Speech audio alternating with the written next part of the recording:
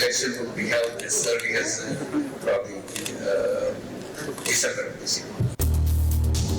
নির্বাচন হতে পারে ডিসেম্বরেই। বিভিন্ন খাত সংস্কারে কাজ করছে গঠিত কমিশন। দুবাইয়ে ওয়ার্ল্ড গভর্নমেন্ট সামিটের অধিবেশনে প্রধান উপদেষ্টা। নির্বাচন ও ভোটের পদ্ধতি নিয়ে ভিন্ন মত বিএনপি জামায়াতের। আনুপাতিকভাবে নির্বাচনের কোনো ব্যবস্থাকে আমরা সমর্থন করব না। নির্বাচনী প্রক্রিয়ার সঙ্গে যে সমস্ত অর্গান এবং বিভাগগুলো রাষ্ট্রের জড়িত সেগুলোকে সংস্কার করেই জাতীয় সংসদে নির্বাচন করতে হবে। সংবিধান সংস্কার করবে সরকার ও রাজনৈতিক দল, বললেন আলী রিয়াজ। মানবাধিকার লঙ্ঘন বন্ধে জাতিসংঘের সুপারিশের বাস্তবায়ন জরুরি, বলছেন বিশ্লেষক। এটা বলাটা যতক্ষণই হয়তো সহজ, কাজটা অত সহজ না, কারণ এটা বড় আকারই একটা সিকিউরিটি সেক্টর রিফর্মস দরকার। আলোচনায় সিদ্ধান্ত, বলছে সরকার। হাসিনার বিচার চেয়ে ট্রাইব্যুনালে বিএনপি। শেখ হাসিনাকে ফেরাতে প্রয়োজনীয় কাগজপত্র দিল্লিকে পাঠিয়েছে ঢাকা, জানালো পররাষ্ট্র মন্ত্রণালয়। জাতিসংঘের প্রতিবেদনকে ধন্যবাদ।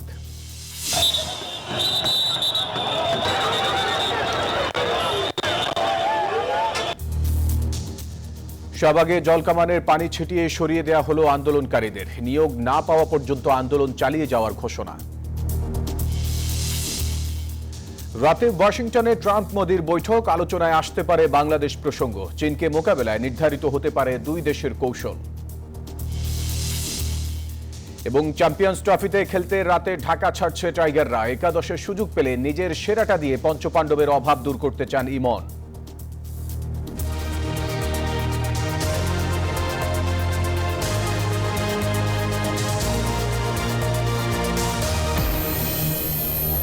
দর্শক, স্বাগত নিউজ 24 সংবাদে। পুরো সংবাদ জুড়ে আপনাদের সাথে আছি আমি ফয়সাল মাহমুদ। দেখছিলেন সংবাদ শিরোনাম, এবারে পুরো খবর। আগামী ডিসেম্বরে জাতীয় নির্বাচনের কথা পুনর্ব্যক্ত করেছেন অন্তর্বর্তী সরকারের প্রধান উপদেষ্টা ডক্টর মোহাম্মদ ইউনূস।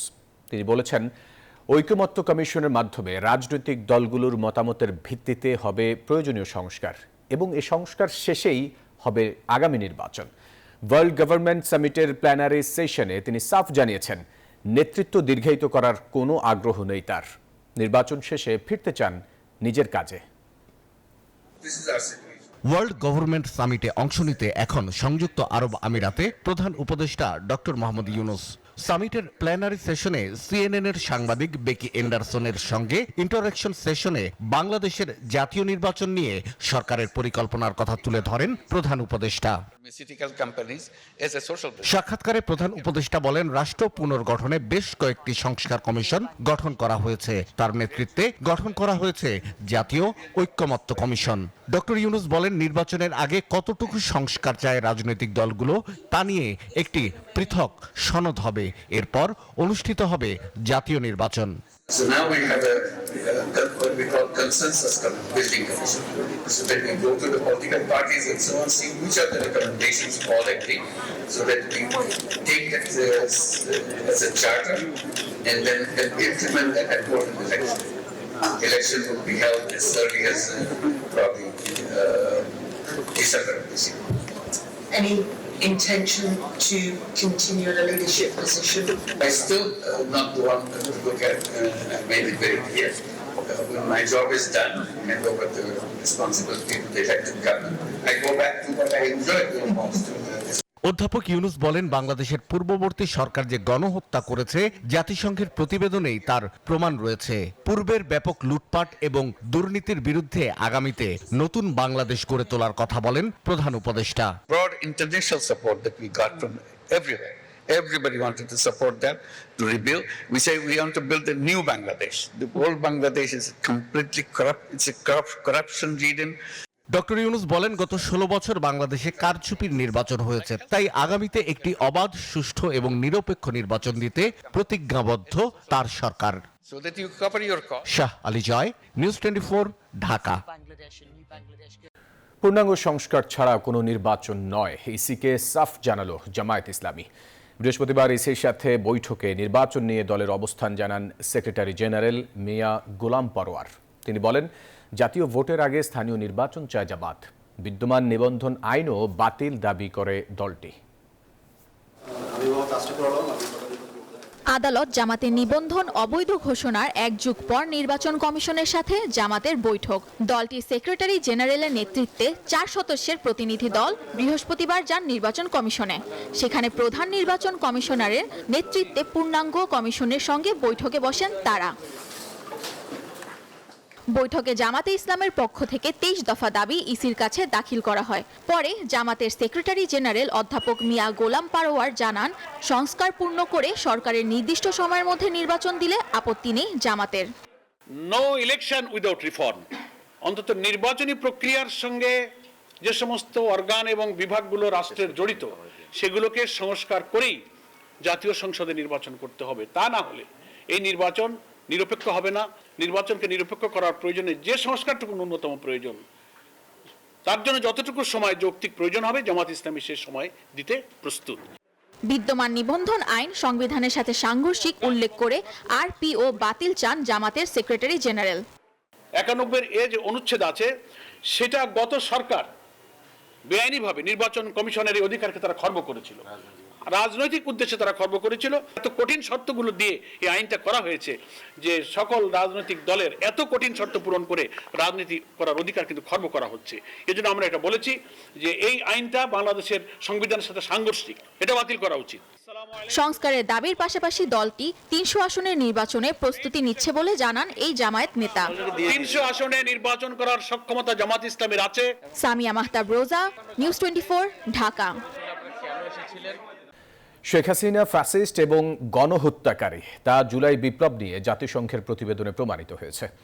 গুলশানে সংবাদ সম্মেলনে এই মন্তব্য করে বিএনপি মহাসচিব বলেছেন, গণহত্যার দায়ে শেখ হাসিনাকে ভারত থেকে ফিরিয়ে এনে বিচার নিশ্চিত করতে হবে।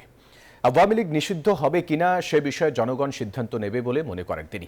ভোটের আনুপাতিক হারে আসন এবং জাতীয় সংসদের আগে স্থানীয় সরকার নির্বাচন ব্যবস্থা বিএনপি মানবে না বলে সাফ জানিয়ে দেন বিএনপি মহাসচিব।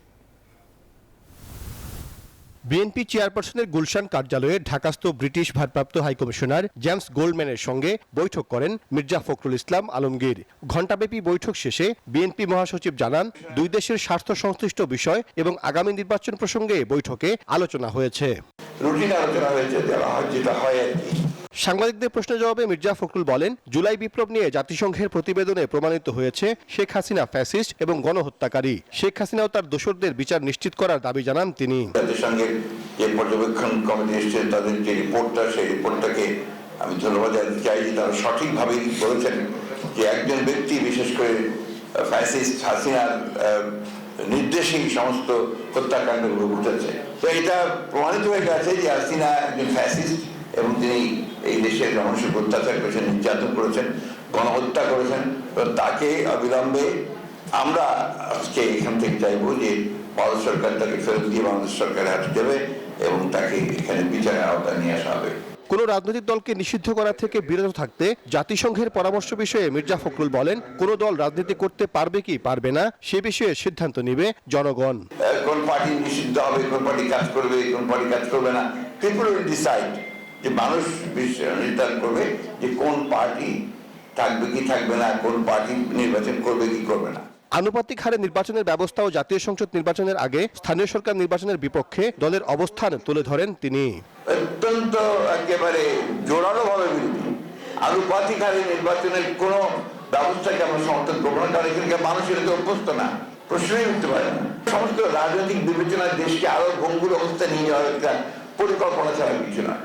আয়নাঘর প্রসঙ্গে বিএনপি মহাসচিব বলেন, ক্ষমতায় টিকে থাকতে সচেতনভাবে আওয়ামী লীগ আয়নাঘর তৈরি করে মানবাধিকার লঙ্ঘন করেছে এবং তারা শুধু ক্ষমতায় টিকে থাকার জন্য তারা বিরোধী দলকে ধ্বংস করেছে। সাইফুল ইসলাম, নিউজ 24, ঢাকা। গণভোটের মাধ্যমে সংবিধান সংস্কার হবে কিনা তা ঠিক করবে অন্তর্বর্তী সরকার এবং রাজনৈতিক দলগুলো, এমনটি মন্তব্য করেছেন সংবিধান সংস্কার কমিশনের প্রধান অধ্যাপক আলী রিয়াজ। সাংবাদিকদের প্রশ্নের উত্তরে তিনি বলেন, রাজনৈতিক দলগুলোর মধ্যে মতপার্থক্য থাকলেও সংস্কার করার ঐকমত্য আছে। রাষ্ট্রধর্ম নিয়ে কমিশনের সদস্যদের মধ্যে কোনো ঐকমত্য তৈরি না হওয়ায় তারা কোনো সিদ্ধান্তে পৌঁছাতে পারেননি বলেও জানান কমিশন প্রধান।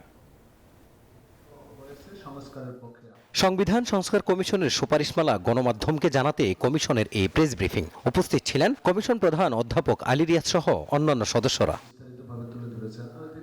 সাংবাদিকদের প্রশ্নের উত্তরে কমিশন প্রধান অধ্যাপক আলী রিয়াদ জানান, গণভোটের মাধ্যমে সংবিধান সংস্কার হবে কিনা তা ঠিক করবে অন্তর্বর্তী সরকার এবং রাজনৈতিক দলগুলো। আমরা আশা করি যে রাজনৈতিক দলগুলোর মধ্যে বিভিন্ন রকম মত পার্থক্য সত্ত্বেও সংস্কারগুলো সম্পাদন করার ক্ষেত্রে সেটার আকার প্রকৃতি হয়তো ভিন্ন হতে পারে, তো সংস্কারগুলো করার ক্ষেত্রে এক ধরনের ঐকমত্য আছে। এ সময় তিনি বলেন, একটি অবাধ ও সুষ্ঠু নির্বাচনের জন্য নির্বাচনের পূর্বে অনেক সংস্কারই সম্ভব। সে বিষয়ে অন্তর্বর্তী সরকার দ্রুতই সিদ্ধান্ত নেবে বলেও জানান তিনি। আর নির্বাচন ব্যবস্থা সংস্কারের ক্ষেত্রেও কিছু পদক্ষেপ আছে যেগুলো আশু ব্যবস্থা গ্রহণ করলে তুলনামূলকভাবে আমরা দেখব যে কিছু সংস্কার হয়েছে যেগুলো ভবিষ্যতে এই ধরনের জালিয়াতির নির্বাচন সেগুলো বন্ধের ক্ষেত্রে খানিকটা সহায়তা করবে। যেগুলো আশু বাস্তবায়নযোগ্য সেগুলো শনাক্ত করে সেগুলো সরকারের কাছে পৌঁছে দেওয়া হয়েছে এবং সরকারের পক্ষ থেকে দ্রুত ব্যবস্থা গ্রহণ করা হবে। কমিশন প্রধান জানান, প্রধানমন্ত্রীকে জবাবদিহিতার আওতায় আনার জন্যই ৭০ অনুচ্ছেদ সংস্কারের সুপারিশ করেছে তারা। মাজহারুল ইসলাম, নিউজ 24, ঢাকা। ভবিষ্যতে বাংলাদেশে মানবাধিকার লঙ্ঘনের ঘটনা বন্ধে 5টি খাতে জরুরি ভিত্তিতে ও ব্যাপক পরিসরে সংস্কার পদক্ষেপ নিতে সুপারিশ করেছে জাতিসংঘ। সেগুলো হলো জবাবদিহি ও বিচার ব্যবস্থা, পুলিশ ও নিরাপত্তা বাহিনী, নাগরিক পরিসর, রাজনৈতিক ব্যবস্থা ও অর্থনৈতিক সুশাসন। বিশ্লেষকরা বলছেন এই সুপারিশগুলো বাস্তবায়ন জরুরি। বিস্তারিত জানাচ্ছেন নাইম আলজিকো। জুলাই আন্দোলন দমাতে ছাত্র জনতার উপর নির্বিচারে গুলি চালায় আইন শৃঙ্খলা রক্ষাকারী বাহিনী। তাদের সঙ্গে ছিল ছাত্রলীগ, যুবলীগ সহ আওয়ামী লীগের সব সহযোগী সংগঠন। একটা সময় ক্ষমতা ধরে রাখতে মরিয়া হয়ে ওঠে আওয়ামী লীগ সরকার, নির্বিচারে চালায় গণহত্যা। বুধবার জুলাই গণহত্যা নিয়ে প্রতিবেদন প্রকাশ করে জাতিসংঘ। তদন্ত প্রতিবেদনে শেখ হাসিনাকে হত্যার নির্দেশদাতা হিসেবে উল্লেখ করা হয়। Violent elements associated with the former ruling party. বাংলাদেশে মানবাধিকার লঙ্ঘনের ঘটনা নিয়ে প্রতিবেদনে নিরাপত্তা বাহিনী, বিচার বিভাগ, রাজনৈতিক ব্যবস্থা ও অর্থনৈতিক সুশাসনের ক্ষেত্রে একগুচ্ছ সুপারিশ করেছে জাতিসংঘের মানবাধিকার কার্যালয় ও HCHR। সবার আগে র্যাপিড অ্যাকশন ব্যাটালিয়ন র্যাবকে বিলুপ্ত করার সুপারিশ করা হয়। পাশাপাশি গুরুতর লঙ্ঘনের সাথে জড়িত নয় এমন কর্মীদের স্ব ইউনিটে ফিরিয়ে দেওয়ার কথা বলেছে সংস্থাটি। আগেও দেখেছি নিষিদ্ধ করার ফলে খুব একটা যে ইম্প্যাক্ট ফেলেছে তা না। এখন কথা হচ্ছে যে আমি ওই রাজনৈতিক দল তারা কি স্ট্যান্ড নেবেন, কারণ তাকে তো জনগণের সাথে এইটা নিয়ে জনগণের কাছে যেতে হবে। আন্তর্জাতিক মানবাধিকার আইনের সঙ্গে সঙ্গতিপূর্ণ নয় পুলিশের এমন প্রবিধানগুলো সংশোধন করার সুপারিশ করেছে জাতিসংঘ। সেই সঙ্গে একটি জাতীয় পুলিশ কমিশন গঠন করার সুপারিশও করা হয়েছে।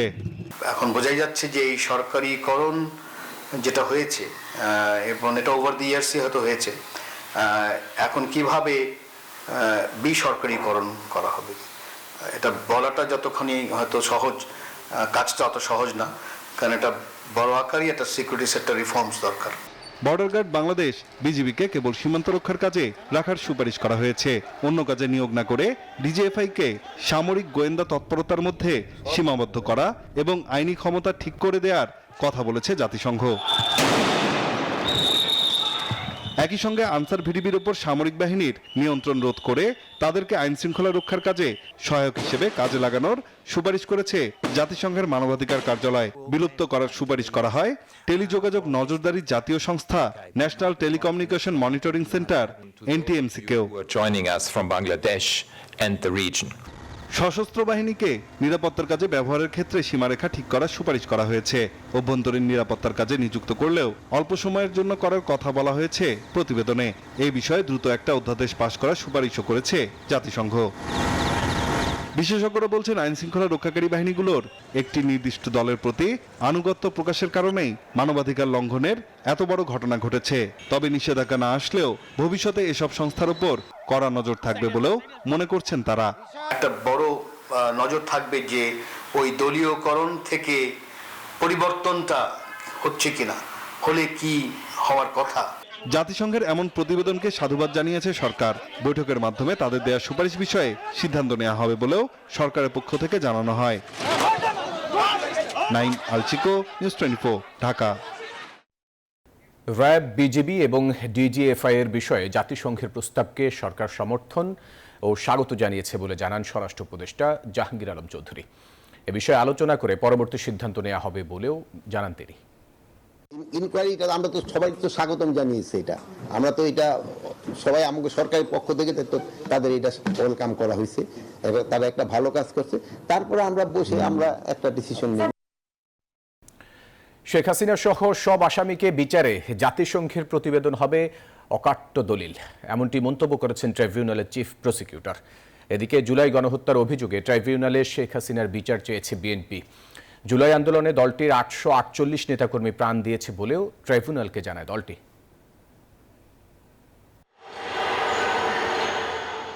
জুলাই আগস্টের গণহত্যায় নিহত বিএনপির 848 জনের তালিকা আন্তর্জাতিক অপরাধ ট্রাইব্যুনালে জমা দিয়েছে দলটি। বৃহস্পতিবার সকালে বিএনপির মামলা ও তথ্য সংরক্ষণ সেল ট্রাইব্যুনালের প্রসিকিউশন শাখায় এই তালিকা জমা দেয়। এ সময় গণহত্যার দায়ে শেখ হাসিনা সহ 5 শতাধিক ব্যক্তিকে দায়ী করে ট্রাইব্যুনালে অভিযোগ দায়ের করা হয়। পাশাপাশি নিহতদের তালিকা সহ ঘটনার সময়কার অডিও ভিডিও এবং এসব হত্যাকাণ্ডে বিভিন্ন থানায় দায়ের হওয়া 84টি মামলার এজাহারের কপিও দাখিল করে বিএনপি। নিহতদের মধ্যে 524 জন বিএনপি এবং এর অঙ্গ সংগঠনের, বাকিরা দলটির সমর্থক। এ সময় মামলার অনুসন্ধান, তদন্ত ও বিচারের ব্যবস্থা গ্রহণের অনুরোধ জানানো বিএনপি মহাসচিব স্বাক্ষরিত একটি চিঠি অপরাধ ট্রাইব্যুনালের কাছে হস্তান্তর করে প্রতিনিধি দল। মামলার বাকি আসামিদের দ্রুত গ্রেপ্তার করে আইনের আওতায় আনার দাবি জানায় বিএনপি। ছাত্র সহ মূল দল সহ শহীদ হয়েছে তাদের তালিকা আমরা জমা দিয়েছি, আমরা ন্যায় বিচার চাই। পরে জাতিসংঘের মানবাধিকার রিপোর্ট ও আয়নাঘর পরিদর্শন নিয়ে ব্রিফ করেন আন্তর্জাতিক অপরাধ ট্রাইব্যুনালের চিফ প্রসিকিউটর। জাতিসংঘের সুপারিশ অনুযায়ী গণহত্যার সঙ্গে যুক্ত আইন শৃঙ্খলা বাহিনীর সদস্যদের চাকরুচ্যুত করার বিষয়ে সমর্থন জানান তিনি। ক্ষমতাসীন বিভিন্ন পদে অধিষ্ঠিত থেকে অপরাধ করেছেন তাদেরকে যাতে সাসপেন্ড করা হয়, আমরা এটার সাথে একমত। আমরা মনে করি যাদের বিরুদ্ধে সম্ভাব্য যারা অপরাধী, যাদের বিরুদ্ধে আমরা তথ্য প্রমাণাদি পাচ্ছি, যাদের বিরুদ্ধে ওয়ারেন্ট ইস্যু হচ্ছে এবং ওয়ারেন্ট ইস্যু ছাড়াও যাদের ব্যাপারে প্রাথমিক তথ্য প্রমাণ পাওয়া যাচ্ছে, আমি সরকারের কাছে অনুরোধ করব জাতিসংঘের তথ্য অনুযায়ী সেই ব্যাপারে যাতে সরকার পদক্ষেপ গ্রহণ করেন।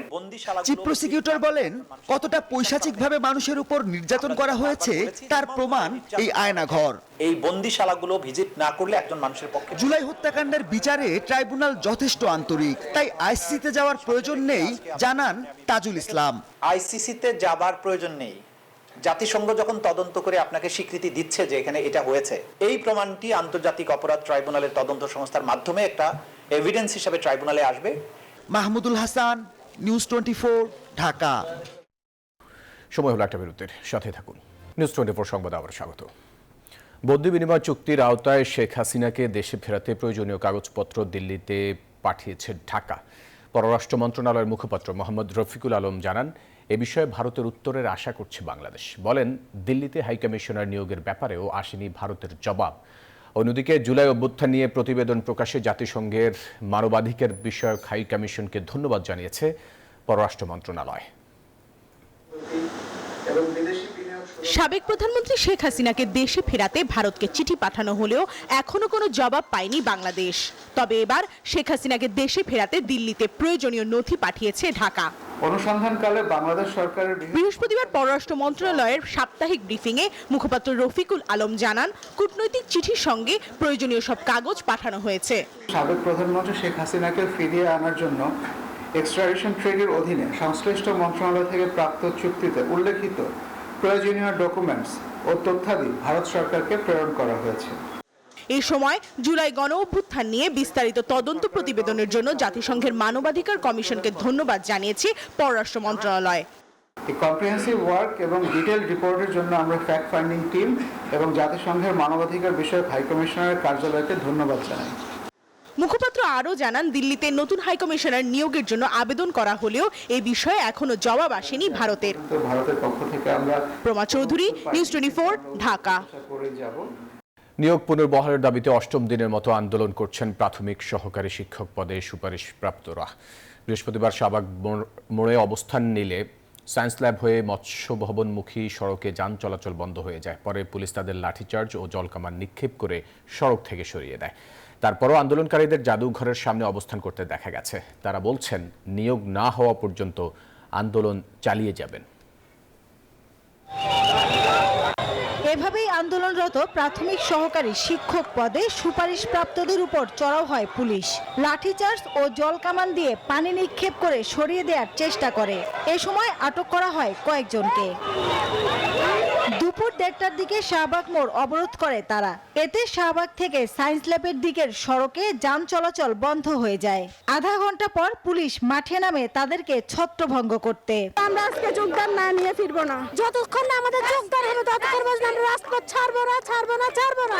আহত হন অনেকেই। দফায় দফায় ঘটে ধস্তাধস্তির ঘটনাও।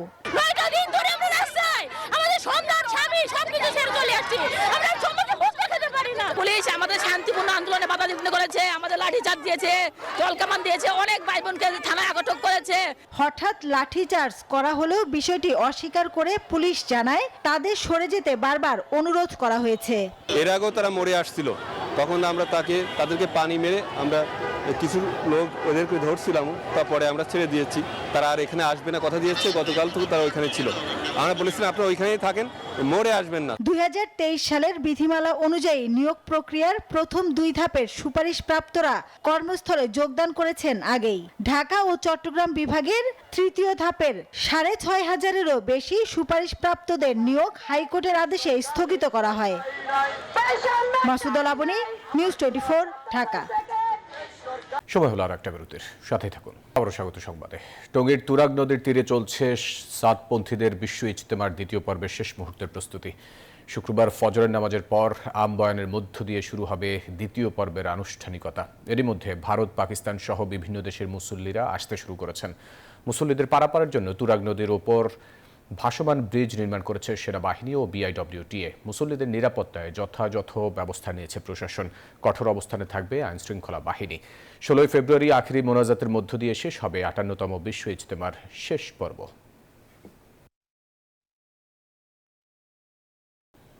এবার অর্থ বাণিজ্য সংবাদ।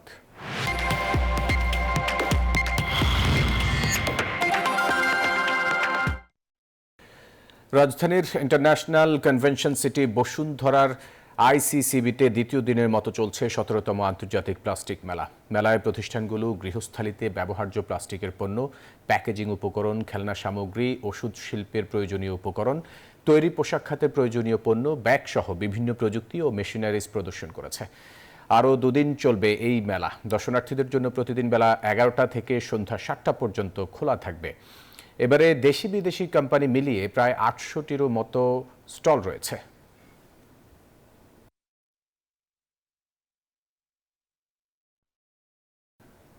এবার আন্তর্জাতিক সংবাদ।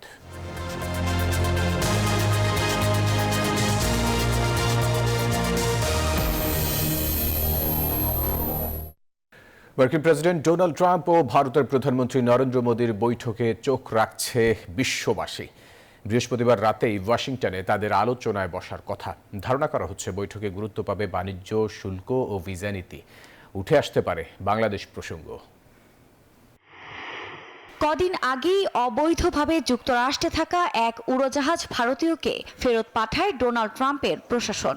ভারতীয় গণমাধ্যমগুলোতে বলা হয় বিরূপ প্রতিক্রিয়া নয়, বরং এতে দিল্লির সায় ছিল। এবার পশ্চিমাদের সঙ্গে খাতির বাড়ানোর ইঙ্গিত নিয়ে ওয়াশিংটন ডিসিতে ভারতের প্রধানমন্ত্রী নরেন্দ্র মোদী।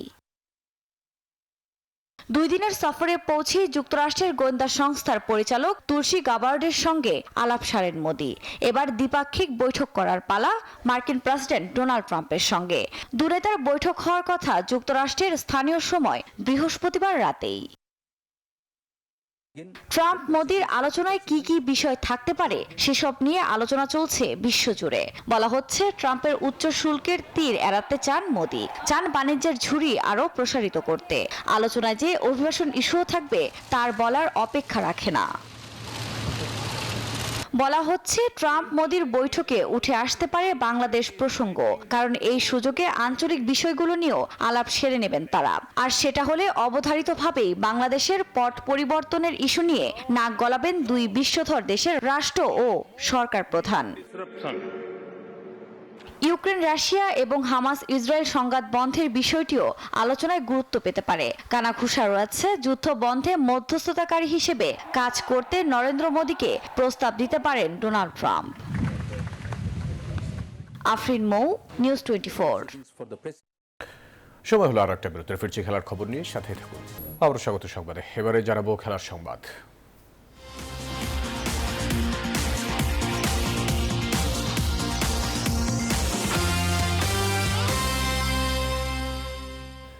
চ্যাম্পিয়ন্স ট্রফিতে অংশ নিতে দুবাইয়ের উদ্দেশ্যে আজ রাতে দেশ ছাড়বে বাংলাদেশ দল।